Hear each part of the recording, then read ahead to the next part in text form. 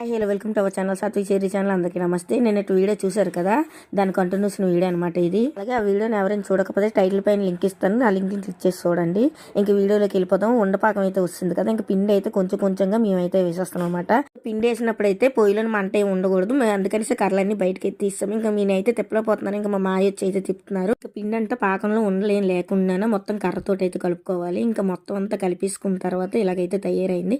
ఇంకా ఒక పళ్ళని తీసుకొని పళ్ళెంలో కొంచెం ఆయిల్ పోసుకొని కొంచెం పిండి ముద్ద అయితే మనం అయితే తీసుకుంటున్నాం అనమాట.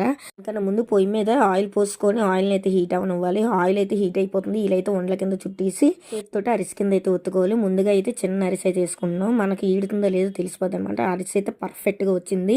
మనం కొంచెమే కదా మనం ముద్ద తీసుకున్నాం పళ్ళెంలోకి, మిగతా పిండి ముద్ద మీద అయితే మూత అయితే పెట్టుకోవాలి. ఎందుకు పెట్టుకోవాలని అనేది విషయము నెక్స్ట్ పార్ట్లోనైతే చెప్తాను. ఈ వీడియో కానీ మీకు నచ్చినట్టయితే లైక్ చేయండి, షేర్ చేయండి, సబ్స్క్రైబ్ చేసుకోండి. బాయ్.